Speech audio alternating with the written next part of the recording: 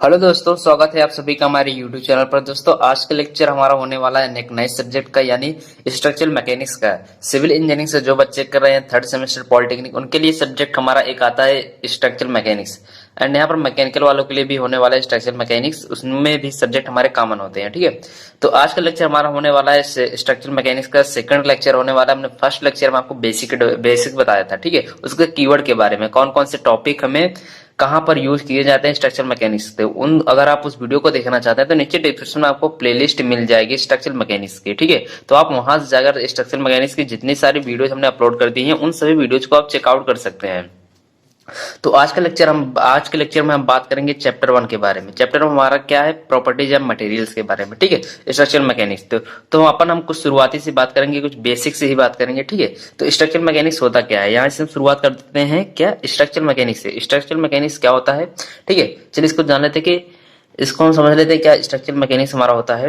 कि engineering science की वह शाखा है हमारी, जिसके अंतर्गत, यानी इंजीनियरिंग साइंस की वह शाखा है जिसके अंतर्गत हम हमारे आने वाले इंजीनियरिंग प्रॉब्लमों को सॉल्व करते हैं। जिस भी विषय में हम इंजीनियरिंग प्रॉब्लम को सॉल्व करते हैं उसको क्या कहते हैं, सोम कहते हैं, या फिर स्ट्रक्चरल मैकेनिक्स कहते हैं। इंजीनियरिंग प्रॉब्लम क्या हुआ, जैसे हमारा किसी यहाँ पर हुआ, जैसे किसी भी वस्तु को अगर हम बना रहे हैं, यानी किसी भी अगर हम टेबल को बना रहे हैं तो उस पर हमें उसका पैर, यानी जो भी उसको कॉलम होता है उस पर कितना वेट रखेंगे या फिर कितना उस पर बल लगाएंगे वो हमारा टूटेगा नहीं। तो इसी हिसाब से उसी को प्रॉब्लम को हमें फेस करने के लिए हम स्ट्रक्चरल मैकेनिक्स को पढ़ते हैं, कहाँ पर कितना फोर्स लगाना रहता है और किस तरह से फोर्स कार्य करता है, ठीक है। उन सारी चीजों को हम स्ट्रक्चरल मैकेनिक्स में पढ़ने वाले हैं, ठीक है। तो और साथ ही साथ इसके कुछ मटेरियल्स के बारे में पढ़ेंगे कि हमारा ये टेबल किससे बना होता है, लकड़ी का बना होता है, ठीक है।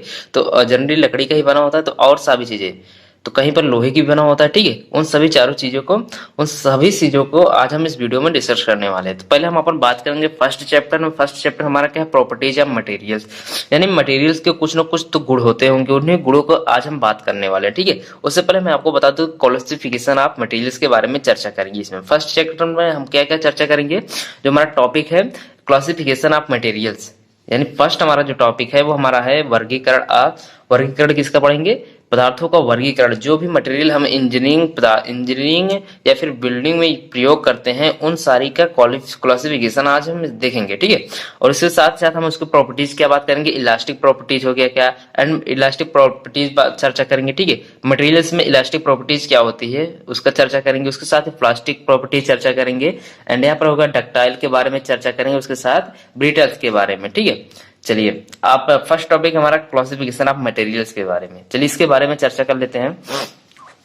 क्लासिफिकेशन देखिए, इंजीनियरिंग मटेरियल्स को हम शुद्धता के रूप से पढ़ने के लिए या फिर किसी भी ब्रांच को हम शुद्ध रूप से पढ़ने के लिए उसे कई वर्गों में बांटते हैं, ठीक है। उसी प्रकार हम मटेरियल्स को अच्छे गुण या फिर उसी को अच्छे से पढ़ने के लिए, फिर समझने के लिए हम उसको 4 भागों में डिवाइड करते हैं, ठीक है। फर्स्ट हमारा क्या है, जनरल क्लासिफिकेशन, यानी सामान्य वर्गीकरण, उसका सम्मान किस प्रकार से वर्गीकरण किया जाता है, ठीक है, उसके बारे में चर्चा करेंगे। और हमारा सेकंड टाइप आता है हमारा इंडस्ट्रियल क्लासिफिकेशन, यानी औद्योगिक रूप में। औद्योगिक रूप कैसे क्या हुआ, जहां पर हम पुर्जों का निर्माण करते हैं, फिर अवयवों का निर्माण करते हैं, मशीन के पुर्जों का निर्माण करते हैं, वहां पर कौन कौन से हमारे मटेरियल्स यूज किए जाते हैं उसके बारे में पढ़ेंगे, कहां पर हम इंडस्ट्रियल क्लासिफिकेशन में, ठीक है। एंड यहाँ पर थर्ड टाइप आता है हमारा क्लासिफिकेशन बेस्ड ऑन यूटिलिटी, यानी उपयोग के आधार पर वर्गीकरण। जो भी बच्चे हिंदी मीडियम से, सारी चीजें मैं हिंदी में आपको बता रहा हूँ, ठीक है।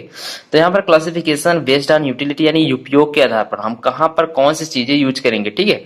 तो वहां पर जैसे हमारा स्पेस अगर जहां पर कम रहेगा वहां पर लोहे की वस्तु यूज करेंगे, ठीक है। जहां पर हमारा स्पेस अधिक रहेगा वहां पर हम लकड़ी की भी चीजों को इस्तेमाल कर सकते हैं, ठीक है। उसी के आधार पर हम क्या करेंगे, चर्चा करेंगे किसमें, क्लासिफिकेशन बेस्ड ऑन यूटिलिटी पे। और हमारा फोर्थ टाइप आता है क्या, classification based on fabrication method, यानी बनाने की विधि में, यानी निर्माण विधि के आधार पर हम क्लासिफिकेशन चर्चा करेंगे। निर्माण विधि के आधार पर वर्गीकरण किसका, मटेरियल्स का, ठीक है। इन 4 टॉपिक्स को हम चलिए डिटेल में जान लेते हैं। देखिए, चलिए हमारा पहला क्लासिफिकेशन क्या है, हमारा जनरल क्लासिफिकेशन। जनरल क्लासिफिकेशन को हम जनरली 2 भागों में बांट करते हैं, ठीक है। मटेरियल्स को जनरली हम कितने भागों में बांटते हैं, 2 भागों में बांटते हैं। एक होता है मेटेलाइक मटेरियल्स होता है, जिसे हम हिंदी में क्या कहते हैं, धात्विक पदार्थ कहते हैं। एंड सेकंड है हमारा क्या, नॉन मेटेलाइक मटेरियल्स, यानी इसको हिंदी में क्या बोलेंगे, अधात्विक पदार्थ। अब धात्विक पदार्थ क्या होते हैं, जैसे हुआ जिन भी पदार्थों में जो भी हमारा पदार्थ रहता है, तो अगर उसमें अधिकता भाग, जिसके अधिक भाग हमारे धात्विक अगर बनी रहती हैं तो उसको हम धात्विक पदार्थ कहते हैं। ठीक है, जिससे अगर हमारे 10% यानी अगर हमारा 10 किलो का अगर हमारा कोई पदार्थ है, ठीक है, 10 किलो का पदार्थ है, तो उसमें हमारा कितना हो जाएगा, 9.5 या फिर 9.5 केजी जो होगा हमारा वो धातु होगा। ठीक है, तो उसको हम क्या बोलेंगे, धात्विक पदार्थ बोलेंगे। एंड यहाँ पर अधात्विक क्या है, अधात्विक पदार्थ किसे कहेंगे, जिसमें हमारे धातु की मात्रा नहीं रहती है, फिर नगण्य रहती है, ना के बराबर रहती है। ठीक है, अगर 10 किलो है तो यहाँ पर 0.1 केजी हो जाएगा। ठीक है, इतनी मात्रा अगर हमारी धातु है तो उसको क्या बोलेंगे, अधात्विक पदार्थ बोलेंगे, या फिर नगण्य की मात्रा रहती है। ठीक है, अब धात्विक में जैसे एग्जाम्पल हो गया हमारा क्या, लोहा हो गया, तांबा हो गया, फिर पीतल हो गया, जस्ता हो गया, स्टील हो गया इत्यादि। ये सारी चीजें हमारे किसमें आती है, धातु में आती हैं। यानी या फिर जनरली कह सके कि जिस भी पदार्थों में हमारे धातु का गुण पाया जाता है, जिस भी पदार्थों में हमारे धातुओं की गुण की अधिकता पाई जाती है, उसको क्या कहते हैं, धात्विक पदार्थ कहते हैं। या फिर और अधात्विक किसे कहते हैं, जिसमें धातु के पदार्थों की जो गुण होते हैं उसकी ना के मात्रा मतलब उसमें पाई ही नहीं जाती है। ठीक है, धातु के गुण में पाई ही नहीं जाती या फिर नगण्य के रूप में पाई जाती है। जैसे हमारा रबड़ हुआ, रबड़ में हमारे धातु की मात्रा बहुत ही कम होती है, फिर नहीं ही होती है। ठीक है, प्लास्टिक हुआ, चमड़ा हो गया, ग्लास हो गया इत्यादि। ठीक है, अब यहाँ पर हमने जनरली दो भागों में बांट लिया, धात्विक एंड अधात्विक में। इसमें हम क्या चर्चा की, धात्विक क्या होती है, जिसमें धातु की मात्रा अधिकता होती है, एंड सेकंड आता है नॉन मेटालाइक, जिसमें धातु की मात्रा बिल्कुल भी नहीं होती है। चलिए अब हम बात कर लेते हैं, धात्विक पदार्थ भी दो प्रकार के होते हैं। कौन कौन से होते हैं, एक हमारा होता है लौह धातु में, एक एंड होता है अलौह धातु। ठीक है, लौह धातु क्या हुआ, जैसे हमारा हुआ कि लोहा, इस्पात, स्टील, यानी जो हमारा लोहा हुआ, इस स्टील को हम इस्पात कहते हैं, इस्पात को हम स्टील भी कहते हैं। ठीक है, तो लोहा हुआ, स्टील हुआ, तथा इनसे जो इन दोनों से मिलकर जो हमारा एलाय बनता है या फिर मिश्र धातु बनता है, उसको क्या कहते हैं, लौह धातुओं की श्रेणी में रखते हैं। ठीक है, अलौह धातु में क्या क्या आते हैं, जैसे हमारा तांबा हुआ, पीतल हुआ, एंड जस्ता हुआ, एल्युमिनियम, रागा, कांसा आदि इत्यादि सारी चीजें हमारी किसमें आती हैं, अलौह धातुओं की श्रेणी में आती हैं। ठीक है, हमने क्या जनरल क्लासिफिकेशन हमने क्या पढ़ा, धात्विक पढ़ा, यानी जनरल क्लासिफिकेशन हमने दो भागों में बांटा था, धात्विक पदार्थ एंड अधात्विक पदार्थ में। अधात्विक पदार्थ को हमने दो भागों में बांटा, किसमें, लौह धातु में एंड अलौह धातु में। ठीक है, अब आगे अपन बात कर लेते हैं सेकंड टाइप ऑफ क्लासिफिकेशन के बारे में। सेकंड टाइप हमारा क्या आता है, इंडस्ट्रियल क्लासिफिकेशन।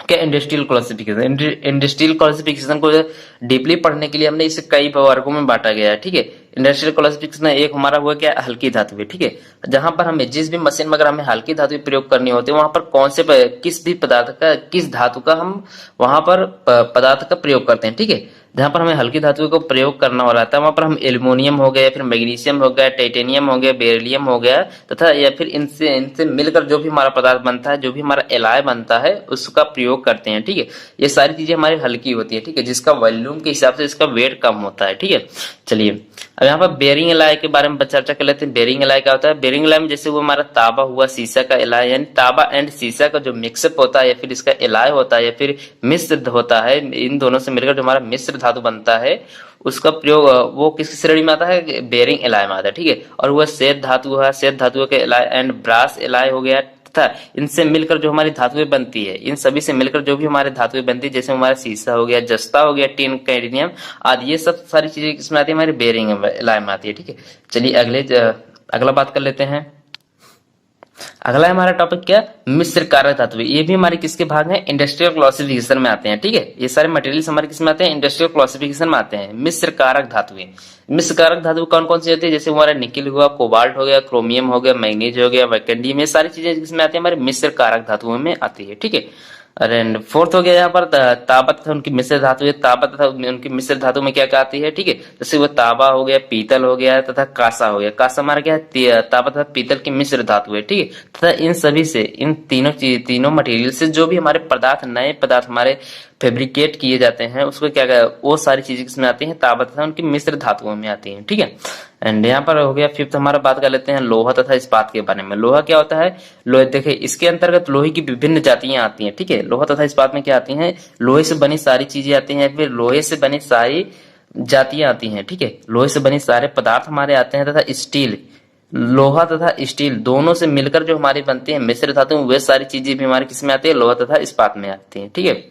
चलिए अगला टॉपिक हमारा ताप सह पदार्थ। जहां पर भी इंडस्ट्रियल क्लासिफिकेशन में ताप सा पदार्थ हमारा बहुत ही इंपॉर्टेंट होता है, ठीक है। जहां पर हमें ताप को सहन करना होता है, जैसे हमारा वह भट्टी हो गया, चूल्हे हुआ आदि के भीतरी सतहों पर, इसमें बहुत अधिक तापमान रहता है। उसके भीतरी सतहों पर जिस भी पदार्थ का प्रयोग करते हैं वो क्या होते हैं, हमारे ताप सा पदार्थ होते हैं, यानी उसमें ताप सहन करने की क्षमता बहुत अधिक होती है, ठीक है। जैसे हमारा हुआ सिलिका हो गया, एल्युमिनियम हो गया, अग्निसा हो गया, या फिर डोलोमाइट का है, या फिर तथा यहाँ पर निस्थापित मैग्नेसाइट का प्रयोग करते हैं, ठीक है। इन सारी चीजों का प्रयोग हम कहाँ पर करते हैं, जहां पर हमें ताप सहन करने की आवश्यकता होती है, ठीक है। जैसे हुआ हमारा क्या भट्टी तथा चूल्हे के भीतरी सतहों पर, ठीक है, उसके स्तर पर जो भी पदार्थों का प्रयोग करते हैं वो इन सारी चीजों से मिलकर बना होता है, ठीक है। चलिए, हमने क्या क्या पढ़ लिया, जनरल क्लासिफिकेशन के बारे में पढ़ लिया, एंड हमारा सेकंड था इंडस्ट्रियल क्लासिफिकेशन, उसके बारे में भी पढ़ लिया, ठीक है। चलिए अब अपन बात कर लेते हैं किसके बारे में, क्लासिफिकेशन बेस्ड ऑन यूटिलिटी के बारे में, ठीक है। क्लासिफिकेशन बेस्ड ऑन यूटिलिटी, इसको हम कई सारे पार्ट में डिवाइड किए हैं, ठीक है। जैसे वो हमारा क्या निम्न एंड उच्च ताप धातुएं, निम्न lower and upper temperature materials, ठीक है। यहाँ पर क्या हुआ, जैसे मेटल भी कह सकते हैं, ठीक है। यहाँ पर निम्न, जहां पर हमें कम ताप की आवश्यकता होती है या फिर कम ताप सहन करने की आवश्यकता होती है, वहां पर हम कौन सी पदार्थ का प्रयोग करते हैं, निम्न ताप सहन धातुओं का प्रयोग करते हैं, ठीक है। और जहां पर हमें अधिक ताप सहन करने की आवश्यकता होती है, वहां पर उच्च ताप सहन धातुओं का प्रयोग करते हैं।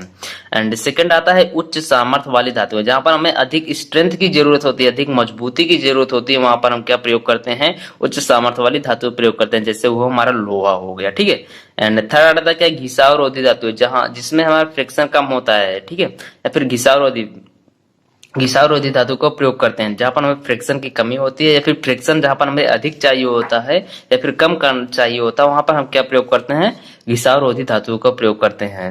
एंड फिर फोर्थ आता है क्या, संक्षारण तथा ऑक्सीकरण प्रतिरोधी धातुएं। संक्षारण का मतलब क्या, वो कोरेजन हुआ, ठीक है, संक्षारण वो मतलब बचाव के लिए, या फिर कहें कोरेजन से बचाव के लिए जिस भी धातुओं का प्रयोग करता है उसको क्या कहते हैं, संक्षारण कहते हैं, ठीक है। संक्षारण क्या होती है, हमारी ये धीरे धीरे कोरेजन हमारा किसी भी धातु में लगकर उसे नष्ट कर देती है, फिर क्षय कर देती है, ठीक है। ऑक्सीकरण प्रतिरोधी धातु क्या होती है, यानी इस संक्षारण को बचाने के लिए हम क्या प्रयोग करते हैं, ऑक्सीकरण प्रतिरोधी धातुओं का प्रयोग करते हैं। एंड कमानी धातु क्या होती है, इसकी स्ट्रेंथ काफी अधिक होती है, ठीक है। ये सारी चीजें हमारे वाहनों में प्रयोग की जाती है, कमानी धातुओं का प्रयोग। चलिए, हमने क्या पढ़ लिया, क्लासिफिकेशन बेस्ड ऑन यूटिलिटी के बारे में भी पढ़ लिया, ठीक है। यहाँ पर एक और बात आती है क्या, विशिष्ट भौतिक गुणधर्म धातुएं। इसके अंतर्गत क्या आती हैं, जैसे हमारा नाभिक धातु हो गया, यानी इसमें विशिष्ट भौतिक गुण पाए जाते हैं, स्पेसिफिक फिजिकल प्रॉपर्टीज इसमें धातु में पाई जाती है। जैसे वो हमारे क्या, नाभिक धातु हो गया, न्यूक्लियर मेटल हो गया, एंड ऊष्मी संचालक, जो हमारे ऊष्मा को संचालन करते हैं, जो भी पदार्थों में हमें ऊष्मा के संचालन होती है उसको क्या कहते हैं, ऊष्मी संचालक धातु कहते हैं। एंड एक हमारा होता है चुंबकीय गुणकारी धातु। चुंबकीय गुणकारी धातु क्या होता है, जैसे चुंबक का गुण जिसमें पाया जाता है, चुंबक अपनी ओर लोहे को आकर्षित कर लेता है, ठीक है। लोहा क्या हुआ, हमारा चुंबक गुणकारी धातु हुआ। एंड हो गया विद्युत का सुचालक है, कुचालक क्या होता है, जो विद्युत का, जो हमारी धारा को प्रवाहित नहीं करता या फिर धारा जिसमें प्रवाह नहीं होता, उसको क्या कहते हैं, कुचालक कहते हैं। एंड सुचालक क्या होता है, जिसमें धारा का प्रवाह सुगमता से हो जाता है, उसको क्या कहते हैं, सुचालक कहते हैं, ठीक है। एंड यहाँ पर कंपन रोधी धातु इत्यादि, ये सारी चीजें हमारे यहाँ पर प्रयोग किए जाने वाली के आधार पर हमने बांटा है, ठीक है। जहां पर हमें ऊष्मा के संचालक की आवश्यकता होती है वहां पर उसमें संचालक धातु का प्रयोग करते हैं। जहां पर हमें चुंबकीय गुण पाना होता है वहां पर हम चुंबक गुणकारी धातु का प्रयोग करते हैं। जहां पर हमें विद्युत कुचालक या सुचालक की आवश्यकता होती है वहां पर हम विद्युत कुचालक तथा सुचालक के आधार पर धातु का प्रयोग करते हैं। जहां पर हमें कंपन रोधी यानी कंपन ना करे जो भी धातु, उसका अगर आवश्यकता होती है तो हम कंपन रोधी धातुओं का प्रयोग करते हैं, ठीक है। इसी प्रकार कई सारे यूजेज के आधार पर हमने इसको बांटा है, ठीक है। चलिए अब अपन बात कर लेते हैं classification based on fabrication method, यानी इसका कहने का मतलब है कि निर्माण विधि के आधार पर हम कौन कौन से प्रकार से हम धातु का देख सकते हैं, ठीक है। पहला हुआ हमारा कास्टिंग के आधार पर, कास्टिंग मेटल होता है जिस भी पदार्थों का, जिस भी धातुओं का हम ढलाई से मतलब ढलाई में योग्य होती है उसके कहते हैं ढलाई धातु, ढलाई योग्य धातु है। एंड सेकंड आता है मशीनन योग्य धातु है, जिस भी पदार्थ जो भी धातु होती है हमारे मशीन में प्रयोग किए जाते हैं उसको क्या कहते हैं, मशीनन योग्य धातु है, ठीक है। जैसे वो लोहा वगैरह, लोहे से हमारे कई सारे मशीनें बनती है, ठीक है, उसको क्या बोलेंगे, मशीनन योग्य धातु होती है। एंड प्लास्टिक भी हमारा मशीन में प्रयोग किए जाते हैं, ठीक है। एंड सेकंड थर्ड आता है फोर्जन योग्य धातु, जिसको हम फोर्ज कर सकें, जिस भी धातु को हम फोर्ज कर सकते हैं उसको क्या कहते हैं, फोर्जन योग्य धातुएं कहते हैं। एंड फोर्थ आता है क्या, चूड़ धातु कर्म धातु, जिस भी धातु को हम चूड़ रूप से कर सकते हैं यानी उसका चूड़ बना सकते हैं उसको क्या कहते हैं, चूड़ धातु कर्म धातु कहते हैं। एंड फिफ्थ आता है क्या, शीत तथा अथवा उष्मा प्रक्रिया योग्य, शीत तथा उष्मा प्रक्रिया योग्य, जिसमें उष्मा का संचालन होता है या फिर उष्मा के प्रक्रिया को जारी रखते हैं जो भी धातु, उसको क्या कहते हैं, उसको प्रक्रिया योग्य धातु कहते हैं। ठीक है, ये हुआ हमारा क्या हुआ, क्लासिफिकेशन बेस्ड ऑन फैब्रिकेशन के आधार पर हो गया। ठीक है, इतने प्रकार से हम वर्गीकरण कर सकते हैं निर्माण के आधार पर हम मटेरियल्स का। ठीक है, चलिए अब अपन कुछ और टॉपिक के बारे में चर्चा कर लेते हैं, उसके प्रॉपर्टीज के बारे में। हमने क्या पढ़ लिया यहाँ पर, हमने क्लासिफिकेशन के बारे में जान लिया कि क्लासिफिकेशन कितने प्रकार के होते हैं, मटेरियल्स को 4 प्रकार में हम बांटते हैं। एक हुआ जनरल क्लासिफिकेशन, एंड सेकंड आता है हमारा इंडस्ट्रियल क्लासिफिकेशन, एंड थर्ड आता है क्या, utility classification based on utility, यानी उपयोगिता के आधार पर वर्गीकरण।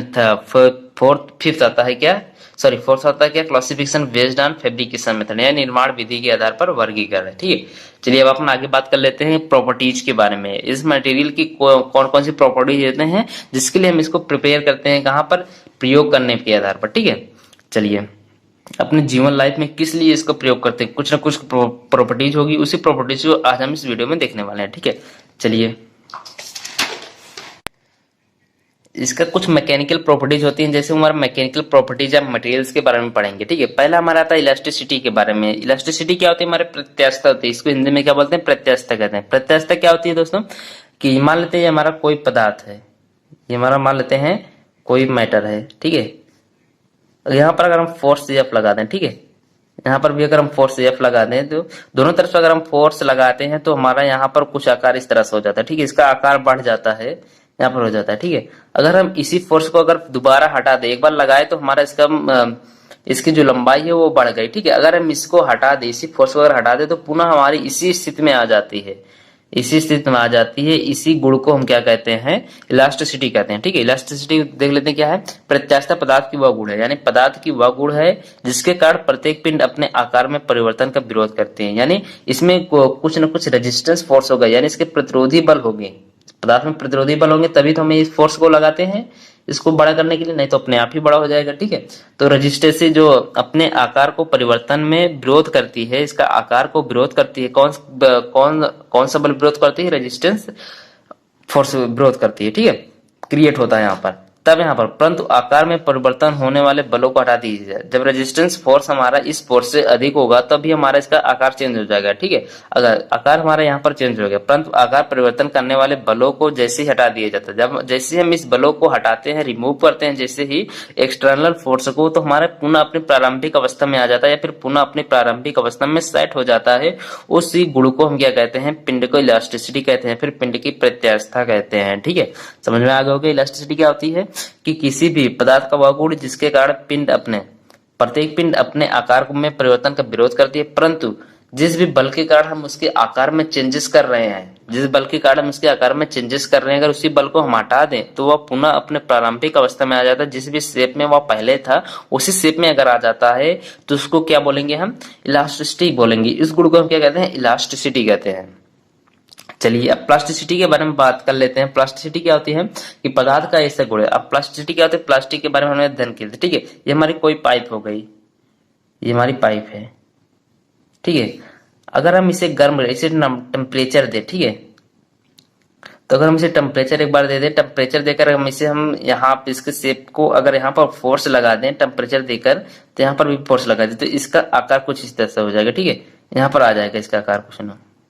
लेकिन जब इसी फोर्स को अगर हम हटा दे तो हमारा क्या है, पुनः प्रारंभिक अवस्था में आ जाएगा, जिससे हमारा इतना सेम, अगर इसकी लंबाई m मीटर थी, 5 मीटर है, तो अगर हम इसका फोर्स लगाकर इसकी लंबाई कर दिए 7 मीटर। ठीक है, अगर हम इसी फोर्स को हटा दें तो क्या हमारी पुनः हमारी 5 मीटर में आएगी या फिर 7 मीटर में रहेगी, इसी फोर्स को जब हटा देंगे। ठीक है, तो क्या हो जाएगी, जो प्लास्टिक के गुण होता है वो हमारी क्या होती है, जिस भी शेप में रहती है, अगर जिस भी आकार में उसको चेंज कर देते हैं वो हमारा उसी आकार में ही रहता है। ठीक है, तब इसी फोर्स को हटाएंगे तो हमारा कहाँ पर कितनी लंबाई रहेगी इसका, तब पर भी हमारा 7 मीटर रहती है। यानी जिस पदार्थ का वह गुण जिसके कारण अपने आकार में वह विरोध करती है आकार चेंजेस में। ठीक है, अगर हम उसी बल को, जिस बल के कारण उसके आकार को चेंज करें, उसी बल को अगर हम हटा दें, परंतु बल हटाने के पश्चात उस पदार्थ में कोई भी चेंजेस नहीं आता है, तो उसको क्या बोलते हैं, हम उस गुण को क्या बोलते हैं, प्लास्टिसिटी बोलते हैं। ठीक है, जैसे वो हमारे क्या पदार्थ का एक ऐसा गुण जिसके कारण पदार्थ पर बल लगाने में उसके आकार में बिना टूटे, ये हमारा टूटा नहीं है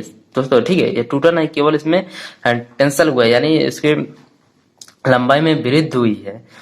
ठीक है, खिंचाव हुआ है इसका, टूटे हुए परिवर्तित हो जाता है, परंतु बल को हटा देने पर पुनः अपने प्रारंभिक अवस्था में नहीं आता, या फिर अपने प्रारंभिक अवस्था में नहीं सेट हो पाता है, तो क्या बोलते हैं, उसको प्लास्टिसिटी कहते हैं। ठीक है, ये प्लास्टिसिटी किस पर निर्भर करती है, टेम्परेचर पर निर्भर करती है। ठीक है, अगर हम टेम्परेचर को बढ़ाएंगे तो यह गुण हमारे स्वतः बढ़ती चली जाएगी, अपने आप ही बढ़ती चली जाएंगी। ठीक है, समझ में आ गया होगा। चलिए हम अपन बात कर लेते हैं आगे।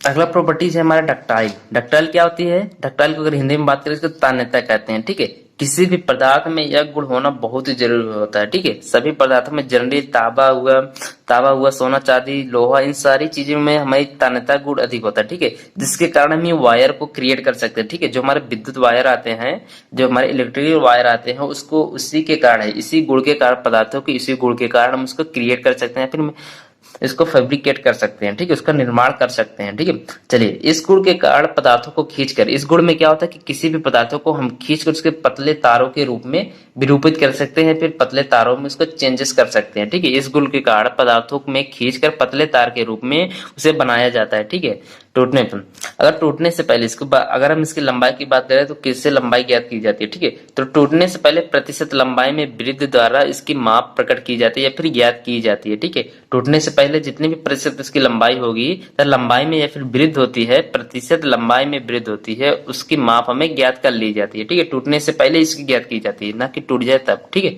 टूटने से पहले इसको ज्ञात कर लेते हैं।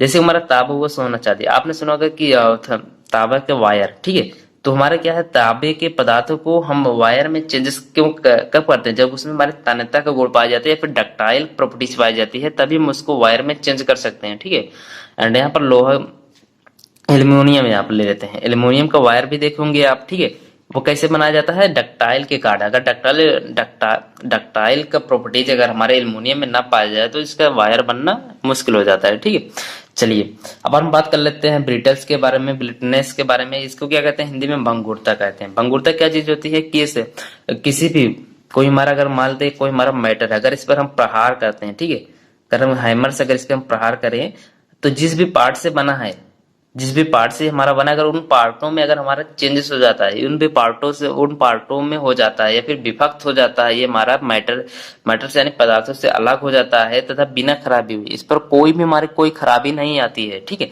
अगर इससे विभक्त हो जाता है या फिर अलग हो जाता है, तो इसी गुण को हम क्या कहते हैं, भंगुरता कहते हैं। ठीक है, इस गुण के कारण पदार्थ पर जब हम चोट लगाएंगे तो हमारा क्या है, बिना किसी खराब की इस भी पदार्थ में कोई भी खराबी नहीं होगी। ठीक है, तथा वह अपने अवयव हो गया या फिर अपने पुर्जों हो गया, इन पुर्जों में विभक्त हो जाता है या फिर चूर चूर हो जाता है था, टुकड़े में हो जाता है, तो इसी गुण को हम क्या कहते हैं, ब्रिटलनेस कहते हैं। ठीक है, आज के लेक्चर हमने क्या क्या पढ़ा, ठीक है, यहाँ पर हमने क्लासिफिकेशन पढ़ा था और उसके साथ ही प्रॉपर्टीज हमने कुछ पढ़ ली। ठीक है, आज के लेक्चर यहीं पर हम एंड करते हैं। और साथ ही साथ देखिए, जो भी बच्चे सिविल की सारी क्लासेस लेना चाहते हैं, हमारे टेलीग्राम चैनल से ज्वाइन हो जाइए, वहां पर आपको सारी क्लासेस के वीडियो आपको प्रोवाइड कर दिए जाते हैं। लिंक आपको नीचे डिस्क्रिप्शन में दे दिया गया है, आप वहां से जरूर ज्वाइन चेकआउट कर लीजिएगा। ठीक है, और सिविल की सारी क्लासेस के लिए हमने प्लेलिस्ट भी क्रिएट कर दी है, नीचे डिस्क्रिप्शन में लिंक सारे प्लेलिस्ट दे दिए गए हैं, तो आप वहां से चेकआउट कर सकते हैं सारे क्लासेस को। एंड आज का लेक्चर यहीं पर खत्म करते हैं। और जो भी बच्चे अभी तक चैनल को नहीं सब्सक्राइब किए, तो चैनल को सब्सक्राइब करके बेल आइकन को ऑल पर सिलेक्ट कर लीजिए। ठीक है, जिससे आने वाले हर वीडियो का नोटिफिकेशन आपको मिलता रहे सिविल से रिलेटेड। चलिए दोस्तों, मिलते हैं अगले वीडियो।